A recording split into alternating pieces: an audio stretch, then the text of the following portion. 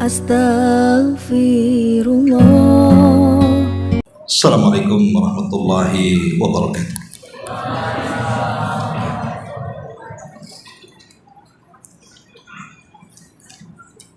Alhamdulillah wassalatu wassalamu ala rasulillah wa ala alihi wa sahbihi wa mawalah wa la hawla wa la quwata illa billahi wa ba'd. Alhamdulillah, segala puja dan puji hanya milik Allah subhanahu wa ta'ala. Salawat dan juga salam kita hadiahkan kepada Rasul kita Nabi besar Muhammad sallallahu alaihi wa ala alihi wasallam. Alhamdulillah, di malam hari ini Allah subhanahu wa ta'ala mempertemukan kita di Masjid Pontrenis ini, di mana malam ini kita akan membahas tentang tafsir dari surah Al-Mulk. Nabi sallallahu alaihi wasallam bersabda, "Majtama'a qaumun fi baiti min buyutillah yatluna kitaballah wa yatadarasunahu bainahum illa nazalat alaihimus sakinah wa ghasyiyatuhumur rahmah wa hafatzhumul malaikah wa dzakarallahu fiman indah." Tidaklah satu kaum, kata Nabi sallallahu alaihi wasallam, berkumpul di salah satu rumah daripada rumah-rumah Allah alias masjid. Di dalamnya dibacakan ayat-ayat Allah, maksudnya Al-Quran, dan dipelajari, kecuali Allah subhanahu wa ta'ala akan turunkan ketenangan, Allah akan tebar rahmat, dan para malaikat akan meliputinya, dan kita semua akan disebut-sebut Allah dan dipuji-pujinya di hadapan makhluknya yang di atas sana. Hadis ini menunjukkan tentang fadilah kita ini mempelajari Al-Quran. Makanya para ulama mengatakan fahmul hudud khairun min fahmil hudud. Mempelajari tentang batas-batas Al-Quran, di mana kita mengenal apa yang diperintahkan, apa yang dilarang, apa yang dihalalkan dan apa yang diharamkan dalam Al-Quran, itu jauh lebih baik dibandingkan hanya sekedar mengenal huruf-huruf Al-Quran. Kita tidak meragukan orang yang belajar tajwid, belajar tahsin Al-Quran atau makharijul huruf, itu baik. Tetapi seandainya seseorang itu mau lebih mendalami Al-Quran dengan mempelajari tafsirnya, maka itu jauh lebih baik lagi. Karena Quran itu bukan hanya sekedar diibadahi bacaannya, tetapi juga harus dipahami maknanya untuk diamalkannya.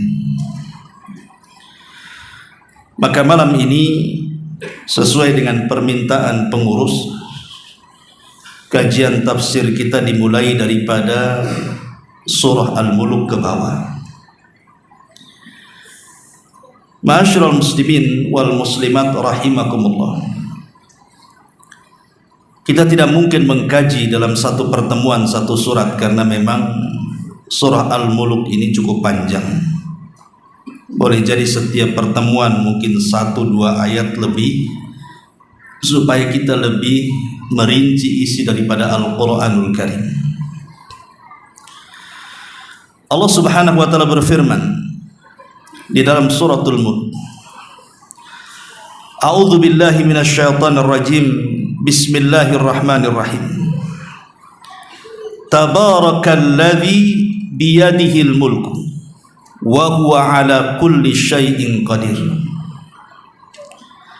Alladzi khalaqal mauta wal hayata liyabluwakum ayyukum ahsanu amalan wa huwal azizul ghafur. Maha suci Allah subhanahu wa ta'ala yang menguasai segala kerajaan, dan dia maha kuasa atas segala sesuatu.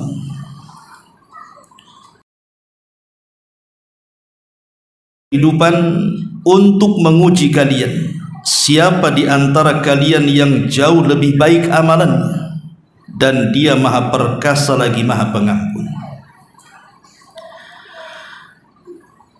Ma'asyiral muslimin wal muslimat rahimani wa rahimakumullah.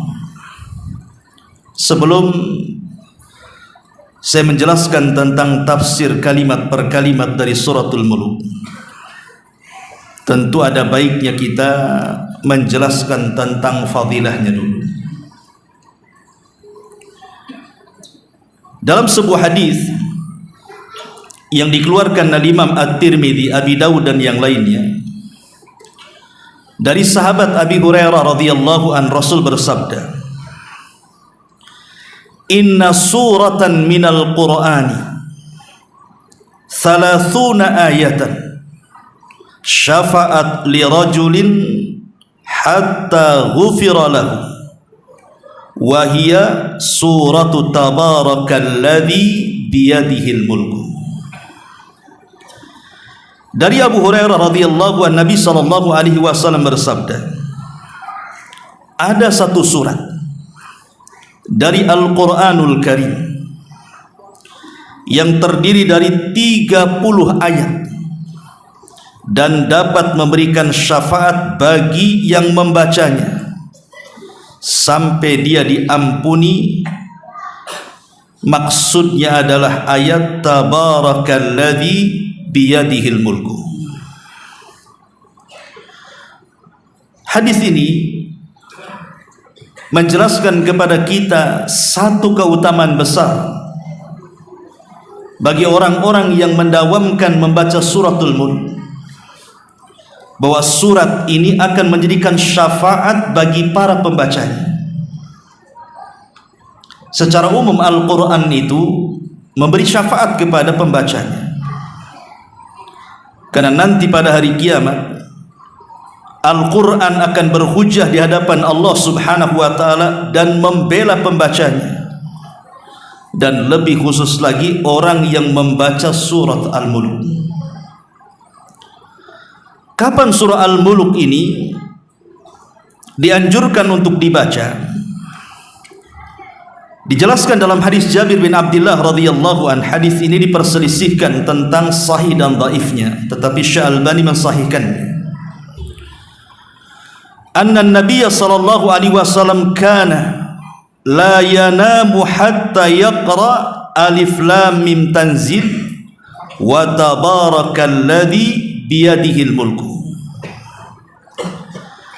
Dalam hadis Jabir radhiyallahu an, bahwa Nabi sallallahu alaihi wasallam tidak akan pernah tidur malam hari sampai beliau membaca alif lam mim tanzil, artinya surah As-Sajdah, dan juga surah Al-Mulk yang Allah subhanahu wa ta'ala mulakan dengan kalimat tabarakalladzi biyadihil mulku. Jadi sangat dianjurkan, kata para ulama, setiap sebelum tidur membaca suratul Mulk. Biasakan membaca suratul Mulk. Antum yang sudah hafal tentu senang membacanya, dan yang belum hafal tinggal baca Quran. Yang repot itu yang tak bunyi karena tak bisa baca. Itu harus belajar Quran tuh. Bahkan lebih daripada itu, Nabi SAW sampai mengatakan bahwa orang yang mendawamkan membaca suratul Mulk itu, maka dia akan terhindar dari fitnah kubur. Dia akan terhindar dari fitnah kubur, artinya terhindar dari su'alul malakaini, pertanyaan dua malaikat Munkar dan Nakir. Memang dalam masalah ini banyak hadis, ada yang sahih, ada yang dhaif. Tetapi dengan banyaknya riwayat sebagaimana hadis Nabi SAW mengatakan, fahiyal mani'atu tamna'u min adzabil qabri. Suratul Mulk adalah surah al-mani'ah yang bisa menghalangi seseorang, maknanya menghalangi seseorang dari azab kubur. Abul Hasan Mubarak Furi rahimahullahu ta'ala sampai mengatakan, ma'nahu anna tilawata hadhihi surati fil hayati dunya takunu sababan lin najati taliha min adzabil qabri. Bahwa membaca surah ini ketika di alam dunia akan menjadi sebab keberhasilannya pada alam setelahnya, maksudnya setelah kematiannya, yaitu dia terselamat dari azab kubur. Dari sini kita tahu tentang keistimewaan, kemuliaan dan ketinggian surah Al-Mulk di sini. Dia akan menghindarkan kita dari fitnah kubur, bahkan azab kubur, dan dia akan menjadi syafaat bagi orang-orang yang mendawamkannya. Dan sangat disunnahkan membaca suratul Mulk itu di malam hari sebelum tidur. Maka jangan sia-siakan membaca suratul Mulk ini di malam hari. Ma'asyiral muslimin wal muslimat rahimani wa rahimakumullah.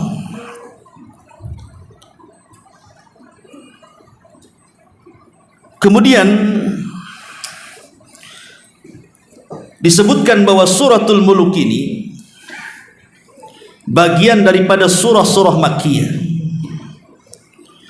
Di dalam Al-Quran itu ada yang disebut dengan surah Makkiyah, ada yang disebut dengan surah Madaniyah. Apa bedanya? Kalau surah Makkiyah itu artinya surah yang turun sebelum hijrah. Tapi kalau surah Madaniyah, surah yang turun setelah hijrah Nabi SAW, meskipun turun di kota Mekah, maka tetap disebut Madani. Jadi bedanya di sini. Kalau surah Makkiyah turun sebelum hijrah, dan kalau surah Madaniyah turun setelah hijrah walaupun turun di Mekah. Adapun yang menandakan bahwa surat ini Makkiyah atau Madaniyah, pertama, biasanya surah Makkiyah itu umumnya dari segi panggilan. Kalau ada panggilan ya ayyuhan nas, wahai manusia, berarti ini adalah Makkiyah. Tapi kalau panggilannya ya ayyuhalladzina amanu, berarti itu surah Madaniyah. Yang kedua, surah-surah Makkiyah itu lebih cenderung membicarakan tentang qasas al-anbiya, kisah-kisah para nabi, kisah-kisah umat-umat yang terdahulu. Jadi kalau Al-Quran menceritakan tentang kisah-kisah umat terdahulu, menunjukkan bahwa surah tersebut Makkiyah dan bukan Madaniyah. Karena umumnya surah-surah Madaniyah itu bicara soal ibadah. Kemudian yang ketiga, surah Makkiyah itu umumnya dimulai dari potongan-potongan huruf-huruf hijaiyah di permulaannya, kecuali dua surah, Al-Baqarah dan Al-Imran, itu Madaniyah. Tapi selain Al-Baqarah dan Al-Imran, surat-surat yang dimulai dengan potongan-potongan huruf hijaiyah seperti Alif Lam Mim, Alif Lam Ra, Yasin, Toha dan yang semacamnya, itu biasanya Makkiyah. Kecuali tadi Al-Baqarah dan Al-Imran, dia Madaniyah.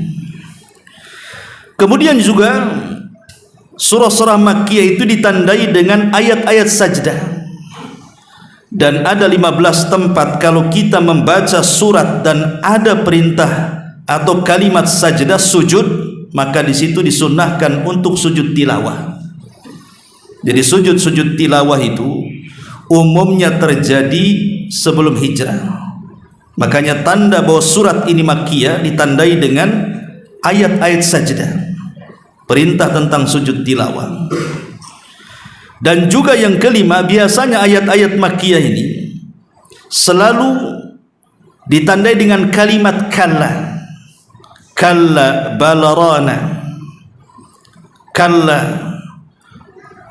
Pokoknya kalau ada kalimat kalla biasanya makkiyah dan bukan madaniyah. Dan secara tema juga biasanya kalau surah-surah makkiyah itu umumnya bicara soal akidah, soal tentang adanya kematian, peristiwa setelah kematian, seperti adanya padang mahsyar, adanya hisab, adanya timbangan, adanya sorga, adanya neraka. Itu umumnya makkiyah. Karena surah-surah madaniyah itu tidak bicara soal ini. Umumnya surah-surah madaniyah itu bicara soal hukum, salat, puasa, zakat, haji, dan begitu seterusnya. Itulah secara umum perbedaan makkiyah dan madaniyah. Taib, ini hanya pengetahuan umum saja. Kita masuk pada ayatnya. Ma'asyiral muslimin wal muslimat rahimani wa rahimakumullah. Di sini Allah Subhanahu wa taala berfirman, tabarakalladzi biyadihil mulku. Tabarak. Tabarak itu artinya berkah. Tabarak itu artinya keberkahan, dan di sini diartikan maha suci Allah. Dan kalimat berkah di sini, bahwa berkah itu datang dari Allah Subhanahu wa taala. Ada istilah al-mubarik, ada istilah al-mubarak. Jadi al-mubarik itu adalah Allah Subhanahu wa taala, dialah zat yang memberikan berkah. Adapun al-mubarak, yang diberikan berkah artinya makhluknya. Jadi berkah itu semua biyadillah, berada di tangan Allah Subhanahu wa taala. Tabarakalladzi biyadihil mulku. Jadi berkah itu semua di tangan Allah Subhanahu wa taala. Dan makna berkah sendiri artinya luzumul khairi wastiqrar. Kebaikan yang menetap, yang tidak akan pernah hilang dari makhluk yang Allah berkahi. Jadi kalau orang itu diberkahi, maka dia akan penuh kebaikan dalam hidupnya. Itulah arti berkah. Karena berkah sendiri diambil dari kata birkah. Birkah itu artinya tempat minumnya unta, semacam kolam yang kalau diisi air tidak akan tumpah. Ketika kebaikan itu Allah berikan kepada seseorang, maka kebaikan itu tidak akan pernah hilang pada seseorang. Maka carilah berkah dalam kehidupan dunia ini. Dan Allah Subhanahu wa taala sudah membagi-bagi berkah itu ada pada zaman. Jadi berkah itu terkadang menempel pada waktu, menempel pada tempat, menempel pada benda-benda tertentu. Contohnya umpamanya Al-Quranul Karim. Quran itu berkah. Dialah sesuatu yang diberkahi oleh Allah Subhanahu wa taala karena dia kalamullah azza wa jalla. Lah ketika Al-Quran turun, maka membawa keberkahan kepada segala sesuatu. Ketika Al-Quran turun kepada Nabi SAW, maka Rasul menjadi manusia yang sangat diberkahi. Ketika Al-Quran turun di masa generasi para sahabat, maka generasi para sahabat adalah generasi yang diberkahi. Makanya Rasul mengatakan, khairun nasi qarni thumma alladhina yalunahum thumma alladhina yalunahum. Sebaik-baik manusia itu generasiku, kemudian setelahnya dan setelahnya. Kemudian ketika Al-Quran turun di kota Mekah, maka kota Mekah menjadi kota yang paling berkah. Tidak ada satupun kota di alam dunia ini seberkah Mekah. Kenapa? Karena salah satu alasannya Quran turun di situ. Kemudian ketika Al-Quran turun di malam Lailatul Qadar, maka malam itu disebut malam yang penuh berkah.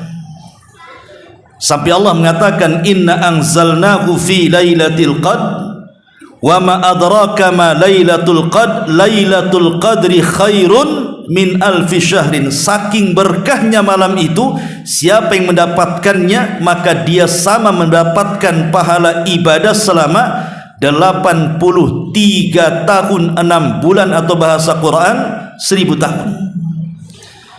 Ketika Al-Quran turun di bulan Ramadan, maka bulan Ramadan jadi berkah.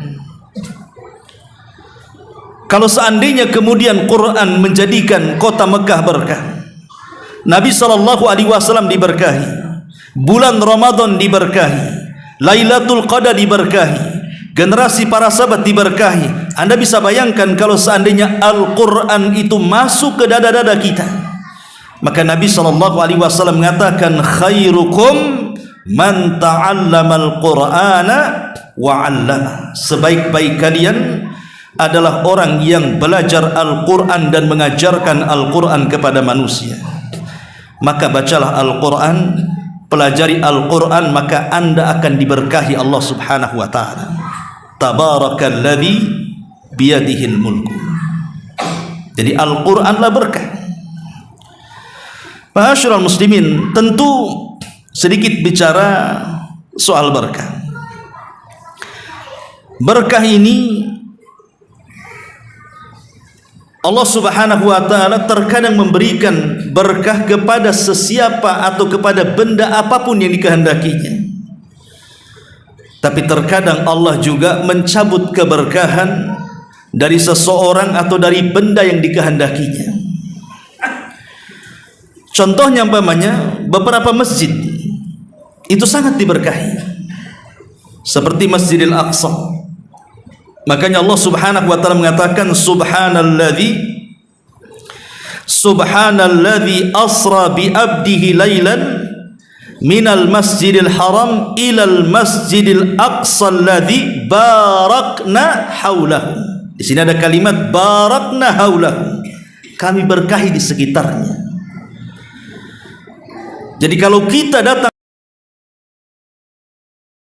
berkahi, makanya orang yang sholat di Masjidil Aqsa diberikan pahala berapa? Dalam riwayat sebanding dengan 500 sekali sholat di masjid-masjid yang lainnya. Dalam riwayat, dan itu yang lebih sahih, adalah 250. Kemudian Masjid Nabawi, orang yang sholat di Masjid Nabawi sama dengan orang yang sholat di masjid-masjid yang lainnya 1000 kali sholat. Dan yang lebih besarlah di Masjidil Haram, karena orang yang sholat di Masjidil Haram itu sama dengan 100.000 kali sholat dibandingkan sholat di masjid-masjid yang lainnya. Ini berkah Allah Subhanahu wa ta'ala letakkan di masjid-masjid. Dan secara umum masjid itu berkah, karena orang yang datang ke masjid kemudian beribadah kepada Allah Subhanahu wa ta'ala dan berdoa, umumnya dikabulkan. Karena memang masjid sendiri adalah rumah daripada rumah-rumah Allah Subhanahu wa ta'ala. Termasuk juga hal-hal yang diberkahi adalah 10 awal bulan Dzulhijjah. Itu sangat diberkahi dari segi waktu ya, karena orang yang beramal saleh di 10 awal bulan Dzulhijjah itu sama dengan orang yang mati syahid yang mengorbankan harta dan jiwanya. Kemudian sampai kepada waktu sahur, itu waktu berkah. Makanya Rasul mengatakan, tasahharu fa inna fi sahurikum barakah. Sahurlah kalian karena dimakan sahur itu ada berkah. Termasuk juga air Zam-Zam, itu air yang diberkahi. Air Zam-Zam itu air yang diberkahi. Makanya Rasul mengatakan, ma'uz Zam-Zam lima syuribalahu, bahwa orang yang meminum air Zam-Zam itu akan mengabulkan setiap doa peminumnya. Jadi kalau antum diberikan Zam-Zam oleh saudara kita yang habis umroh atau haji, ketika minum itu berdoa. Doanya apa? Ya terserah, minta ilmu, minta supaya amal kita diterima, minta supaya kita diistiqomahkan, dan begitu seterusnya. Termasuk juga beberapa makhluk yang dijadikan sumpah dalam Al-Quran, seperti Allah Subhanahu wa ta'ala berfirman, wattini wazzaituni wa turi sinina wa hadzal baladil amin. Wattin, buah tin. Buah tin itu buah berkah, karena penuh dengan kesehatan siapapun yang memakannya. Kemudian wazaitun, minyak zaitun, itu sangat berkah sekali, karena penuh dengan kesehatan sesiapa yang meminumnya. Bahkan ada yang mengatakan Waturi Sinin, maksudnya bukit Tur Sina itu maksudnya diisyaratkan kepada asal, kepada madu jabali, karena madu itu kan ada 3 macam. Ada madu gunung, ada madu pohon, dan ada madu peliharaan. Yang paling bagus itu madu gunung. Itu madu itu sangat diberkahi. Kemudian juga wahadzal baladil amin, disyaratkan kepada air Zam-Zam. Bayangkan di sini Allah Subhanahu wa taala menunjukkan perobatan dengan cara 1 dimakan, 1 dioles, 1 diminum, dan 1 untuk mandi. Yang dimakan buah tin, yang dioles minyak zaitun, yang dimakan madu, yang digunakan untuk mandi air Zam-Zam. Kalau 4 perkara kita gunakan untuk berobat, maka mana penyakit yang tidak akan terkalahkan? Karena 4-empatnya dijadikan sumpah dalam Quran. Semuanya berkah. Itulah berkah. Ma'asyiral muslimin yang dimuliakan Allah, itu makna daripada Tabarakalladzi biyadihil mulku. Kemudian Allah Subhanahu wa taala mengatakan di sini, Tabarakalladzi biyadihil mulku. Maha berkah atau maha suci Allah yang di tangannya kekuasaan. Ingat, kekuasaan itu semua di tangan Allah Subhanahu wa taala. Manusia tidak berkuasa. Sehebat apapun manusia, seberkuasa apapun manusia, ada batasnya. Manusia tidak sanggup melakukan apapun seperti Allah melakukan kepada kita sebagai makhluknya. Saya contohkan beberapa kisah. Kita tahu bahwa di akhir zaman salah satu makhluk yang akan memfitnah manusia adalah turunnya Dajjal. Bahkan tidak ada fitnah sejak diciptakan Adam sampai dikiamatkan melebihi fitnah Dajjal. Sebagaimana sabda Nabi SAW, bagaimana tidak, Dajjal ini diizinkan oleh Allah Subhanahu wa taala diberikan sebagian kecil dari rububiyahnya. Kata Dajjal hujan, hujan. Kata Dajjal tumbuh, tumbuh. Kata Dajjal hidup, hidup, walaupun yang hidup syaitan. Tetapi walaupun Dajjal itu manusia sakti, bahkan tidak ada yang lebih sakti di kolong langit melebihi Dajjal, Dajjal tidak berkuasa untuk menghapus kalimat kafara dalam dahinya. Dajjal itu ada tulisan kafir di dahinya, tapi dia tidak bisa menghapusnya. Padahal dia sakti. Kenapa dia tidak bisa menghapus kalimat kafir? Karena dia tidak berkuasa. Dan Dajjal itu pincang, jalannya egang, bengkok, seperti busur. Dari busur panah itu gimana lah kan begitu. Artinya Dajjal itu tidak seperti manusia normal cara jalannya, karena betisnya bengkok. Tapi dia tidak bisa menjadikan bengkok betisnya menjadi lurus. Dia akan tetap seperti itu. Dia tidak bisa meluruskan kakinya, padahal dia sakti kan, menunjukkan dia tidak berkuasa. Bahkan Dajjal itu buta sebelah. Kalau memang dia sakti, harusnya dia bisa mengobati matanya. Rupanya dia tidak bisa mengobati matanya. Padahal dia bisa memerintahkan langit hujan-hujan, memerintahkan bumi tumbuh-tumbuh, bahkan mengelabui orang-orang yang sudah mati hidup menjadi hidup. Padahal itu jelmaan syaitan.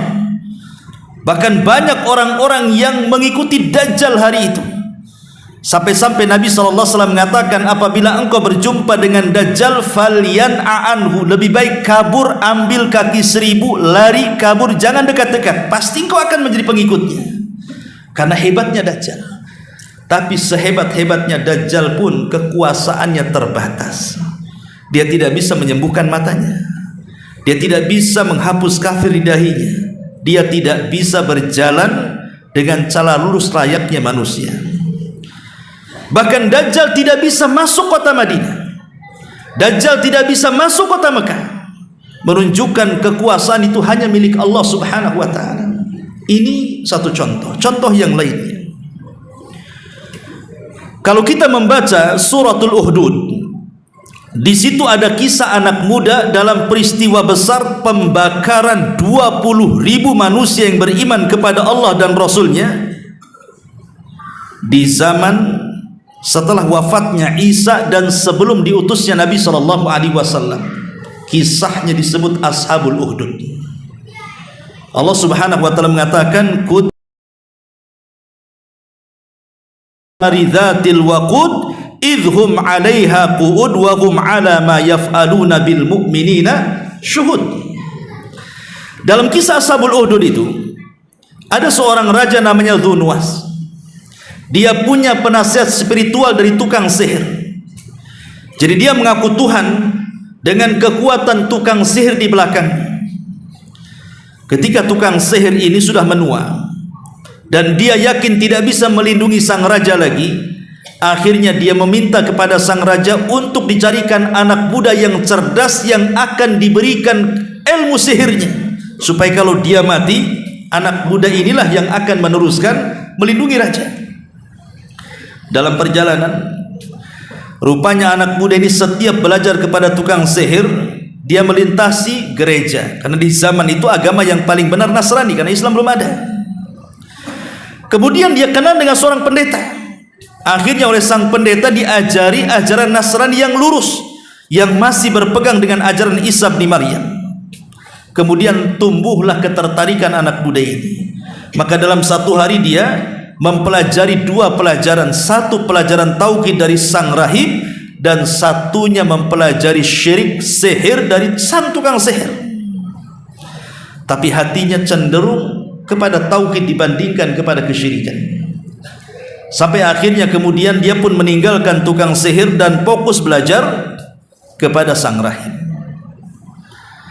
Satu hari kemudian anak muda ini akhirnya berkelana, dan sang rahib mengatakan bahwa kalau ada yang bertanya kepadamu siapa yang mengajarkan ilmu kepadamu, jangan kau sebut-sebut aku, rahasiakan aku. Sampai satu hari sang anak muda ini ingin membuktikan tentang ilmu sang rahib. Ada hewan buas yang suka menghalangi orang. Akhirnya dia ambil kerikil kecil, kemudian dia tidak memantra-mantrai dengan sihir yang sudah dipelajari dari tukang sihir. Dia hanya mengatakan, ya Allah, kalau memang tukang sihir, bunuhlah dengan tanpa mantra binatang buas yang mengganggu manusia itu. Akhirnya dilempar, mati binatang itu. Dari situ dia yakin tentang karamah Allah Subhanahu wa taala. Sejak itulah seorang anak muda ini menjadi seorang tabib yang bisa mengobati banyak penyakit, sampai kepada buta sekalipun bisa disembuhkan. Sampai satu hari sang raja ini punya penasehat, dan dia orang buta. Penasihat sang raja ini mendengar ada anak muda sakti yang bisa menyembuhkan matanya. Kemudian dicari ketemu. Tapi anak muda ini memberikan syarat bahwa dia harus masuk ke agamanya. Dia tidak boleh menuhankan raja dan mengatakan Tuhan satu-satunya Allah. Kemudian dia akan berdoa kepada Allah untuk menyembuhkan penyakitnya. Diterimalah syarat itu. Kemudian anak muda ini berdoa kepada Allah, sembuhlah kedua matanya. Ketika kemudian sang raja tahu bahwa kedua matanya sembuh, maka sang raja kemudian bertanya, siapa yang menyembuhkan kedua mata? Maka penasihat ini mengatakan, yang dan Tuhan. Ya, sang raja kaget karena dia mengaku Tuhan. Kenapa ada Tuhan selain aku? Maka dia marah. Kemudian dipaksa siapa yang menyembuhkan. Akhirnya diberitahu, karena disiksa, ditangkaplah sang anak muda, dimasukkan ke dalam penjara. Kemudian anak muda disiksa sampai ngaku siapa yang mengajarinya.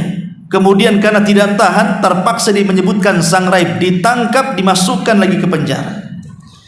Mulailah terjadi eksekusi hukuman.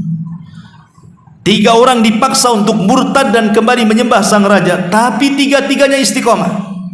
Lihat bagaimana hidayah itu kalau sudah masuk ke dalam hati, maka dia tidak akan takut siapapun kecuali Allah Subhanahu wa taala. Akhirnya sang raja mengatakan kepada algojonya, gergaji dua manusia ini, menterinya dan juga sang rahib. Digergaji jadi dua, mati. Adapun anak muda ini, sang raja ingin membunuh dengan cara lain supaya menjadi ibrah bagi yang lainnya. Siapapun yang tidak tunduk dan menuhankan dia, nasibnya sama dengan anak muda itu.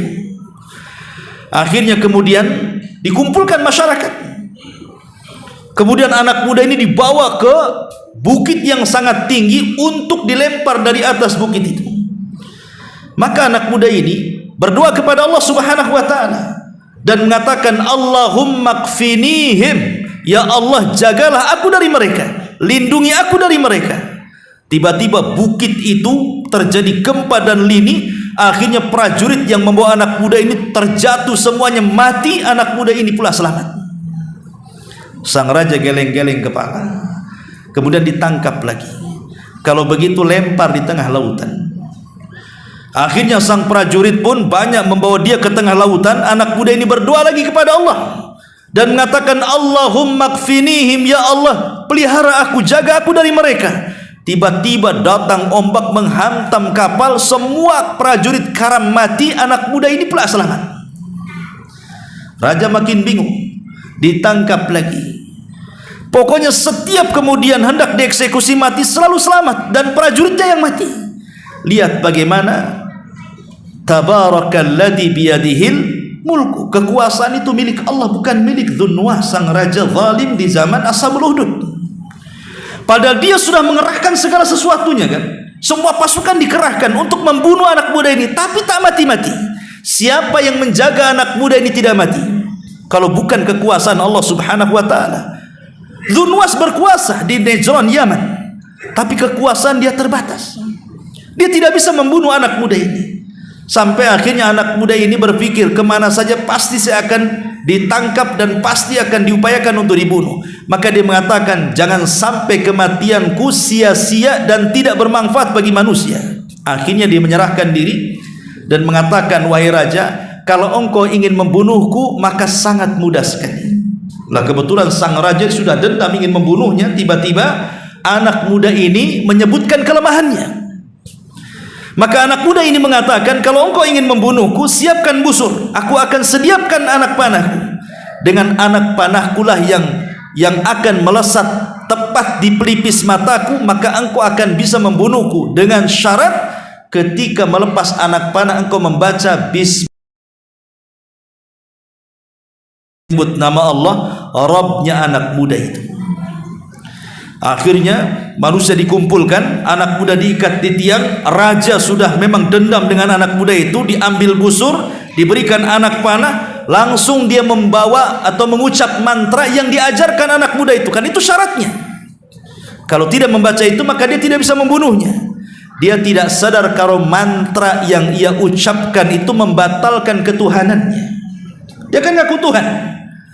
Kemudian ketika melesatkan anak panah, dia mengatakan Bismillahirrabbilghulam, dengan menyebut Tuhan anak muda itu. Harusnya dengan menyebut dirinya kan. Dia sebut Tuhan anak muda itu di hadapan manusia.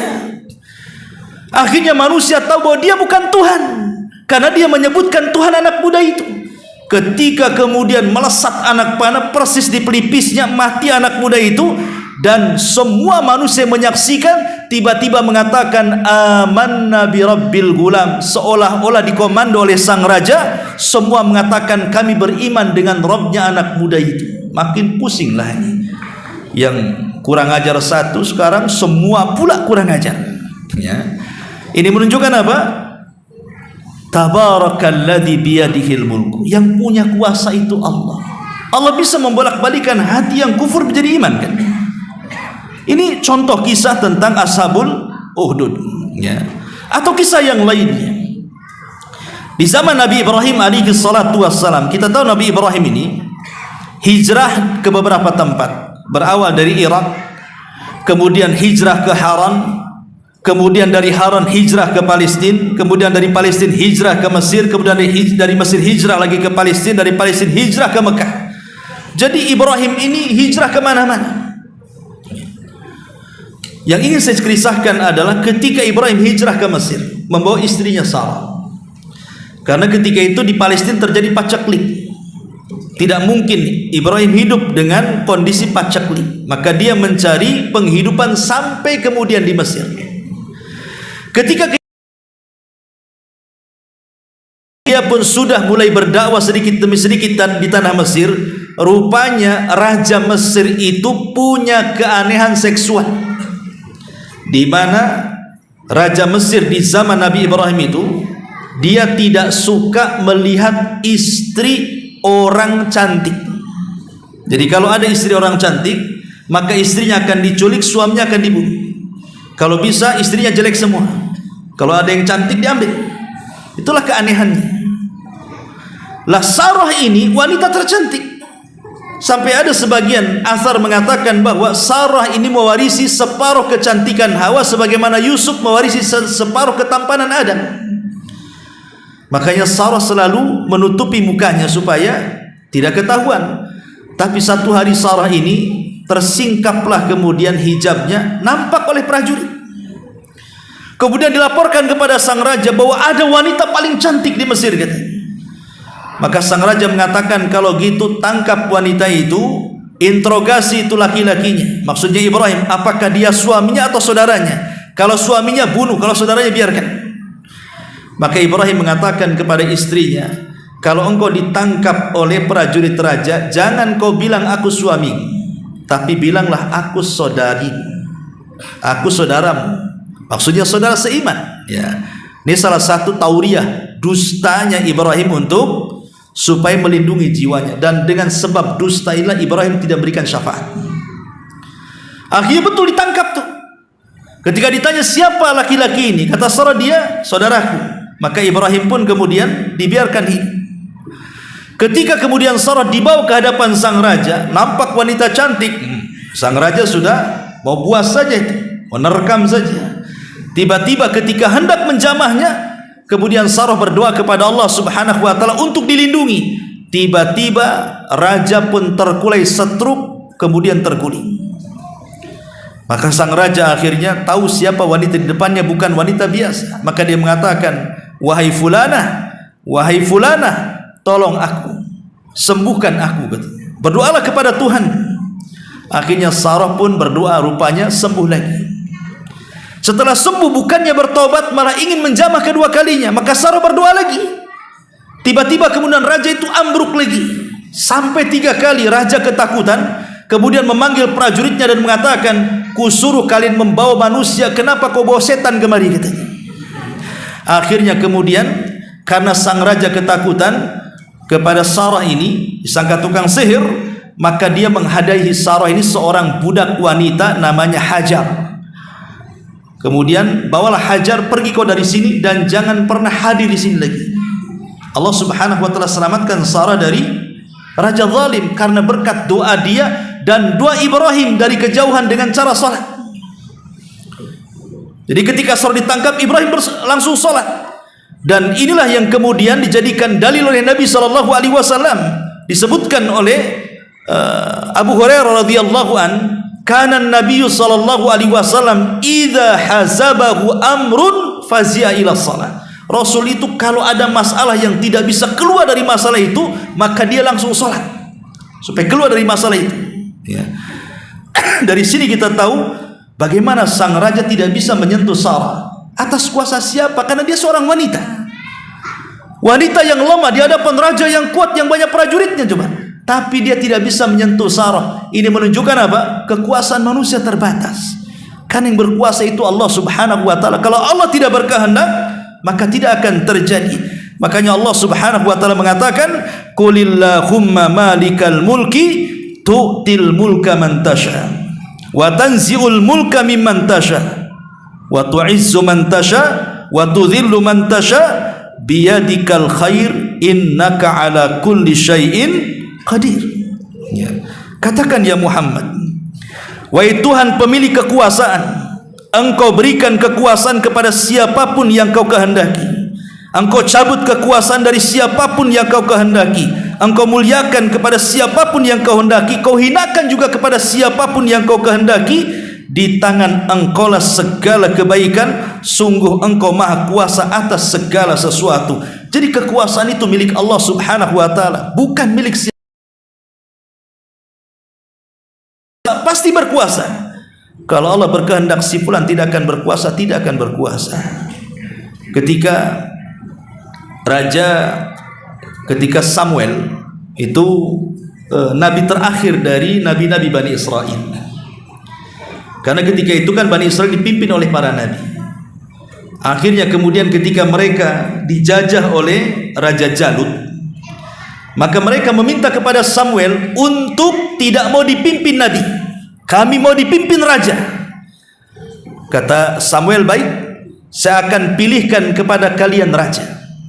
Akhirnya dipilihkan anak muda yang miskin sekali, namanya Tolut.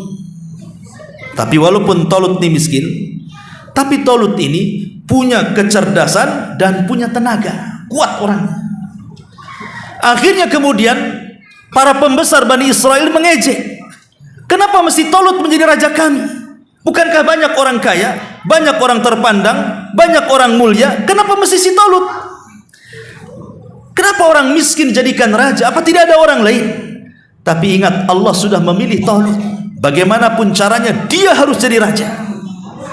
Akhirnya tabut kotak yang dulunya Nabi Musa kecil berada di kotak itu dan dihanyutkan, itu disebut tabut. Tabut itu menjadi benda berharga, benda sakti, sangat diagungkan dan disucikan. Tabut itu dicuri oleh Jalut. Akhirnya malaikat Jibril diutus oleh Allah untuk mencuri. Karena siapapun yang memegang tabut itu, maka menurut keyakinan Bani Israel, maka mereka akan menang perang. Ketika kemudian Bani Israel tahu bahwa Tolut memiliki tabut, yang tadinya mereka memprotes, macam mana raja kami kok orangnya lemah, orangnya miskin. Ketika melihat tabut ada di tangannya, mereka baru yakin bahwa Tolutlah raja kami. Lihat bagaimana Allah kalau sudah menentukan si fulan maha berkuasa, pasti Allah akan jadikan. Tapi kalau Allah Subhanahu wa taala tidak berkehendak, tidak akan bisa. Makanya lihat para pemimpin, calon-calon para pemimpin daerah atau pemimpin provinsi atau sampai ke presiden. Ketika terjadi pemilihan, kalau Allah tidak berkehendak jadi, tidak akan jadi. Seberapa besar uang yang dikeluarkan pun kalau Allah tidak berkehendak jadi, tidak akan jadi. Tapi kalau Allah berkehendak jadi, maka jadi. Begitulah Allah mengatakan, tabarakalladzi biyadihil mulku. Maha suci Allah yang di tangannya kekuasaan. Wa huwa ala kulli syai'in qadir, dan di atas segala sesuatu maha mampu. Lihat bagaimana Allah Subhanahu wa taala menyebut dua kata. Pertama kekuasaan, yang kedua kemampuan. Dan dua-duanya harus ada. Dia punya kekuasaan tapi tidak punya kemampuan, dia akan lemah. Kekuasaannya akan roboh. Dia punya kemampuan tapi tidak punya kekuasaan pun percuma. Apa yang mau dikuasa? Makanya harus ada dua. Harus ada kekuasaan dan harus ada kemampuan. Dan itulah Allah Subhanahu wa taala. Dia zat yang maha berkuasa dan dia juga maha punya kekuatan dan punya kemampuan. Tidak ada satu pun yang bisa mengalahkan Allah, dan Allah bisa mengalahkan siapapun dari makhluknya. Allah lah yang berkuasa. Ma'asyiral muslimin yang dimuliakan Allah Subhanahu wa taala, dan kisah-kisah tentang kemahakuasaan luar biasa. Contoh yang lain pamannya kisah Ibrahim. Ketika berdebat dengan Namrud, apa kata Namrud? Ketika Namrud mendengar bahwa ada anak muda dibakar hidup-hidup kok tidak mati. Jadi Ibrahim itu dibakar oleh salah satu menteri. Ya, salah satu menteri bawahan Namrud, karena menghancurkan patung-patung istana kemudian dibakar. Kok tidak mati? Jadi Namrud yang kekuasaan besarnya mendengar kok ada orang dibakar, kok nggak mati, penasaran dia. Panggil siapa orang itu yang dibakar nggak mati itu. Dipanggil rupanya Ibrahim. Kemudian mulailah Namrud bertanya kepada Ibrahim, siapa Tuhan? Maka Ibrahim mengatakan, Rabbiyalladzi yuhyi wa yumit. Oh, Rabbku zat yang maha menghidupkan dan maha mematikan. Kata si Namrud, kalau itu aku juga bisa. Kemudian Namrud mengatakan, datangkan dua kriminal itu dari penjara, yang satu dieksekusi mati, yang satu dilepaskan. Lihat, aku bisa mematikan dan aku bisa menghidupkan. Yang satu kubunuh, yang satu kubiarkan. Aku bisa menghidupkan, matikan. Sebenarnya bukan itu maksudnya. Tapi Ibrahim pun gak mau melanjutkan berdebat soal ini, kan ini soal darah. Ibrahim cari topik lainnya. Maka Ibrahim mengatakan, baik, Rabbiyalladzi, Rabbku, kata Ibrahim, dia mendatangkan matahari dari arah timur. Kalau kau sanggup, fa'ti biha minal maghrib, datangkan dari arah barat. Maka ketika kemudian Ibrahim mengatakan seperti itu, fabuhital ladzi kafar, Namrud pun tidak bisa apa-apa. Cemana dia akan merubah terbitnya matahari yang dari timur ke barat? Gak akan bisa. Artinya sekelas Namrud saja, penguasa dunia, kan ada 4 orang yang menguasai dunia, yang 2 mukmin 2 kafir. Yang mukmin Sulaiman dan Dzulqarnain, yang kafir Bukhtun Nasr dan Namrud. Bahkan penguasa dunia sekalipun Namrud tidak bisa memindahkan matahari terbit dari barat. Ya, karena dia tidak punya kesanggupan. Ya, mungkin dia punya kekuasaan, tapi dia tidak punya kesanggupan. Makanya di sini Allah Subhanahu wa taala katakan bahwa Allah zat yang maha berkuasa dan maha mampu atas segala sesuatu. Wallahu alam. Ini sudah masuk isya, ya, untuk persiapan wudu juga. Tidak ada pertanyaan. Mungkin sampai di sini insyaallah kita lanjutkan baru 1 ayat. Subhanaka wa bihamdika asyhadu an la ilaha illa anta astaghfiruka wa atubu ilaik. Allah taala alam. Assalamualaikum.